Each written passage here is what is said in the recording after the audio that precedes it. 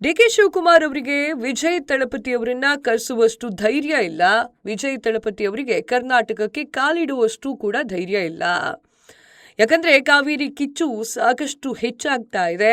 ಇನ್ನು ತಮಿಳುನಾಡಿಂದ ಕರ್ನಾಟಕಕ್ಕೆ ಬಂದು ನಮ್ಮ ವಿಧಾನಸೌಧದಲ್ಲಿ ಕೂತ್ಕೊಂಡು ಎಲ್ಲ ನಮಗೆ ಕಾವೇರಿ ನೀರು ಬೇಕು, ಕೋರ್ಟ್ ಏನ್ ಹೇಳಿದೆ ಅದರಂತೆ ನೀವು ನಡ್ಕೊಳ್ಳಿ ಅಂತ ಹೇಳೋಕ್ಕೂ ಜೋಸೆಫ್ ವಿಜಯ್ಗೆ ಆಗೋದಿಲ್ಲ. ಅಕಸ್ಮಾತ್ ಆ ರೀತಿಯಾಗಿ ಹೇಳಿದ್ರೂ ಕೂಡ ಕರ್ನಾಟಕದ ಬಾರ್ಡರ್ ನ ದಾಟಬೇಕು ಅಂತಂದ್ರೆ ಸಾಕಷ್ಟು ಅಡೆತಡೆಗಳು ಇರೋದು ಪಕ್ಕಾ. ಒಂದ್ ಕಡೆಗೆ ಡಿ.ಕೆ. ಶಿವಕುಮಾರ್ ಅವರಿಗೆ ಮಾತುಕತೆ ಆಡಿ ಬಗೆಹರಿಸಬೇಕು ಅಂತ ಇದ್ರೂ ಕೂಡ ವಿಜಯ್ ತಳಪತಿ ಅವರನ್ನ ಕರ್ಕೊಂಡ್ ಬರ್ಲಿಕ್ಕೆ ಸಾಧ್ಯವಾಗ್ತಾ ಇಲ್ಲ. ಏನೋ ಅವ್ರು ಹೇಳ್ತಾರೆ ಮಾಧ್ಯಮದವರ ಹತ್ರ ಮಾತನಾಡ್ಕೊಂತ, ಇಲ್ಲ ನಾನೇ ಹೇಳಿದ್ದೀನಿ ಸ್ವಲ್ಪ ಲೇಟ್ ಆಗಿ ಬನ್ನಿ, ಇಲ್ಲಿ ಸ್ವಲ್ಪ ಕೂಲ್ ಆಗ್ಲಿ ವಾತಾವರಣ, ಅದಾದ ನಂತರ ನೀವು ಬನ್ನಿ ಅಂತ ಹೇಳಿ ನಾನೇ ವಿಜಯ್ ತಳಪತಿ ಅವ್ರಿಗೆ ಹೇಳಿದ್ದೀನಿ ಅಂತ ಹೇಳಿ ಡಿ.ಕೆ. ಶಿವಕುಮಾರ್ ಅವ್ರು ಹೇಳ್ತಾರೆ. ಆದ್ರೆ ಡಿ.ಕೆ. ಶಿವಕುಮಾರ್ ಅವ್ರಿಗೂ ಕೂಡ ರಿಸ್ಕ್ ಮೈ ಮೇಲೆ ಎಳ್ಕೊಳ್ಳೋಕೆ ಇಷ್ಟ ಇಲ್ಲ. ನೀವು ಕೇಳ್ತಾ ಇರಬಹುದು, ಕಾವೇರಿ ಕಿಚ್ಚಿಗೆ ಕರ್ನಾಟಕ ಬಂದ್ ಆಗುತ್ತೆ, ಹೌದಾ ಮೇಡಮ್ ಅಂತ ಹೇಳಿ. ಬಂದ್ ಆಗ್ತಾ ಇದೆ. 13ನೇ ತಾರೀಕು ಬಂದ್ ಅಂತ ಹೇಳಿ ಘೋಷಣೆ ಮಾಡಲಾಗಿದೆ. ಹಾಗಾದ್ರೆ ಕಳೆದ 10 ವರ್ಷಗಳಲ್ಲಿ ಕರ್ನಾಟಕ ಎಷ್ಟು ನೀರು ಹರಿಸಿದೆ ಅಂತ ಹೇಳಿ ನೋಡೋಣ. ಒಂದ್ ಮುಷ್ಟಿ ಜಾಸ್ತಿನೇ ಕೊಟ್ಟಿದೀವಿ ನಾವು ತಮಿಳುನಾಡಿಗೆ. ಕಳೆದ 10 ವರ್ಷಗಳಲ್ಲಿ ಕರ್ನಾಟಕ ತಮಿಳುನಾಡಿಗೆ ಅತಿ ಹೆಚ್ಚು ಕಾವೇರಿ ನೀರನ್ನ ಬಿಟ್ಟಿದೆ. ಎಷ್ಟು TMC ನೀರು ಅಂತ ಕೇಳಿದ್ರೆ ನೀವು ಕೂಡ ಶಾಕ್ ಆಗ್ತೀರಾ. ಸುಪ್ರೀಂ ಕೋರ್ಟ್ 2018ರ ಫೆಬ್ರವರಿ ತಿಂಗಳಿನಲ್ಲಿ ಕೊಟ್ಟಿರುವಂತಹ ಕಾವೇರಿ ನದಿ ನೀರು ಹಂಚಿಕೆಯ ಕುರಿತು ತೀರ್ಪಿನ ಪ್ರಕಾರ ಕರ್ನಾಟಕವು ಸಾಮಾನ್ಯ ವರ್ಷಗಳಲ್ಲಿ ತಮಿಳುನಾಡಿಗೆ 117 TMC ನೀರು ಹರಿಸಬೇಕು. ಆದರೆ ಕಳೆದ 10 ವರ್ಷಗಳ ಅಂಕಿ ಅಂಶಗಳನ್ನ ನೋಡಿದ್ರೆ ಕರ್ನಾಟಕ ತಮಿಳುನಾಡಿಗೆ 973 TMC ನೀರನ್ನ ನಿಗದಿಗಿಂತ ಹೆಚ್ಚಾಗಿಯೇ ಕೊಟ್ಟಿದೆ. ಕರ್ನಾಟಕದ ಕಾವೇರಿ ಕಣಿವೆಯ ಡ್ಯಾಂಗಳಿಗೆ ಚೆನ್ನಾಗಿ ನೀರು ಹರಿದು ಬಂದಾಗ, ಡ್ಯಾಮ್ ತುಂಬಿ ಹರಿದಾಗ ಆ ನೀರು ಸೀದಾ ತಮಿಳುನಾಡಿಗೆ ಹರಿದು ಹೋಗಿದೆ.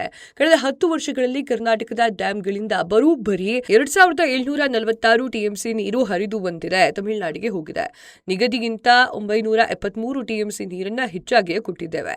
2016ರಿಂದ 2026ರವರೆಗೆ ತಮಿಳುನಾಡಿಗೆ 1772 TMC ನೀರು ಹರಿಸಬೇಕಾಗುತ್ತೆ. ಆದರೆ ವಾಸ್ತವವಾಗಿ ತಮಿಳುನಾಡಿಗೆ ಹರಿದು ಬಂದಿರೋದು ಬರೋಬ್ಬರಿ 2746 TMC ನೀರು ಅನ್ನೋದು ವಿಶೇಷವಾಗಿತ್ತು. ಕರ್ನಾಟಕದ ಹೆಚ್ಚಿನ ನೀರನ್ನ ಸಮುದ್ರಕ್ಕೆ ಹರಿಸಿದಂತಹ ತಮಿಳುನಾಡಿನ ಜನರು. ಕರ್ನಾಟಕವು ಹೆಚ್ಚಾಗಿ ಮಳೆ ಬಂದಾಗ, ಹೆಚ್ಚಿನ ಪ್ರಮಾಣದಲ್ಲಿ ನೀರನ್ನ ತಮಿಳುನಾಡಿಗೆ ಹರಿಸಿದಾಗ, ಆ ಒಂದು ನೀರು ತಮಿಳುನಾಡಿಗೆ ಬೇಡವಾದಾಗ ಹೆಚ್ಚುವರಿ ನೀರನ್ನ ಸಮುದ್ರಕ್ಕೆ ಹರಿಸಿಬಿಟ್ಟಿದ್ದಾರೆ. ಈ ಸಲ ಹೇಳ್ತಾ ಇದ್ದೀವಿ ನಮಗೆ ಸರಿಯಾದ ನೀರಿಲ್ಲ ಅಂತ ಹೇಳಿ, ಆದರೂ ಕೂಡ ಅವರು ಕ್ಯಾರೆ ಅಂತ ಇಲ್ಲ.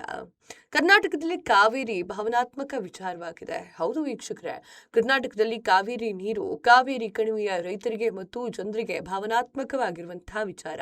ರೈತರು ತಮ್ಮ ಬೆಳೆಗಳಿಗಾಗಿ ಕಾವೇರಿ ನೀರನ್ನೇ ಅವಲಂಬಿಸಿದ್ದಾರೆ. ಕಾವೇರಿ ಕಣಿವೆಯ 4 ಡ್ಯಾಂಗಳು ಇರೋದು ಕರ್ನಾಟಕ ರಾಜ್ಯದಲ್ಲಿ. ಡ್ಯಾಂಗಳನ್ನ ಕಟ್ಟಿರುವುದು ತಮ್ಮ ಮೈಸೂರಿನ ಮಹಾರಾಜರು ಹಾಗೂ ಕರ್ನಾಟಕ ರಾಜ್ಯ ಸರ್ಕಾರ. ಹಿಂಗಿರ್ಬೇಕಾದ್ರೆ ನಾವು ಆ ಒಂದು ಡ್ಯಾಂನಲ್ಲಿ ಬರ್ತಾ ಇರುವಂತಹ ನೀರನ್ನ ಬಳಸೋದಕ್ಕೂ ಕೂಡ ಸಿಕ್ಕಾಪಟ್ಟೆ ತೊಂದರೆ ಆಗ್ತಾ ಇದೆ. ಪರಿಸ್ಥಿತಿ ಉದ್ವಿಗ್ನಗೊಳ್ತಾ ಇದೆ. ಇಂತಹ ಪರಿಸ್ಥಿತಿಯಲ್ಲಿ ಸಿಎಂ ವಿಜಯ್ ಬರುವುದು ಬೇಡ ಅಂತ ಹೇಳಿ ಡಿ.ಕೆ. ಶಿವಕುಮಾರ್ ಅವರು ಹೇಳ್ತಾರೆ. ರಿಸ್ಕ್ ಮೈ ಮೇಲೆ ತಗೊಳ್ಳೋದು ಏನಕ್ಕೆ ಅಂತ ಹೇಳಿ. ತಮಿಳುನಾಡಿನಲ್ಲಿ ದ್ರಾವಿಡ ರಾಜಕೀಯ ಪಕ್ಷವನ್ನ ತಿರಸ್ಕರಿಸಿ ಜನರು ಸಿನಿಮಾ ನಟ ವಿಜಯ್ ಅವರನ್ನ ಸಿಎಂ ಆಗಿ ಆಯ್ಕೆ ಮಾಡಿರ್ತಾರೆ. ಸಿಎಂ ಜೋಸೆಫ್ ವಿಜಯ್ ಭ್ರಷ್ಟಾಚಾರ ಮುಕ್ತ ಆಳ್ವಿಕೆಯನ್ನ ನಡೆಸ್ತಾ ಇದ್ದಾರೆ. ತಮಿಳುನಾಡಿನಲ್ಲಿ ಸಮಸ್ಯೆಗಳಿಗೆ ಪರಿಹಾರ ಕೊಡಿಸುವಂತ ಕೆಲಸ ಮಾಡ್ತಿದ್ದಾರೆ. ತಮಿಳುನಾಡಿನಲ್ಲಿ ವಿಜಯ್ ಸಿಎಂ ಪಟ್ಟಕ್ಕೇರಿ 3 ತಿಂಗಳಾಯ್ತು, 3-4 ತಿಂಗಳಾಯಿತು. ವಿಜಯ್ ಬೆಂಗಳೂರಿಗೆ ಭೇಟಿ ನೀಡಿ ಕರ್ನಾಟಕದ ಸಿಎಂ ಡಿ.ಕೆ. ಶಿವಕುಮಾರ್ ಅವರನ್ನ ಭೇಟಿಯಾಗುವಂತ ಇಚ್ಛೆಯನ್ನು ವ್ಯಕ್ತಪಡಿಸಿದ್ರು.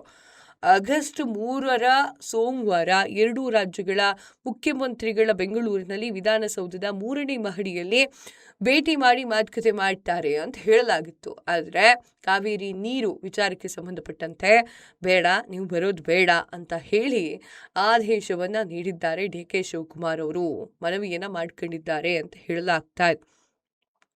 ಕರ್ನಾಟಕಕ್ಕೆ ನೀರಿಲ್ಲ, ನೀವು ಬಂದು ಇಲ್ಲ ನಮಗೆ ನೀರು ಬೇಕೇ ಬೇಕು ಅಂತ ಹೇಳಿದ್ರೆ ಜನ ನಿಮ್ಮನ್ನ ಸುಮ್ಮನೆ ಹೋಗ್ಲಿಕ್ಕಂತೂ ಬಿಡೋದಿಲ್ಲ ವಿಜಯ್ ಅವರೇ.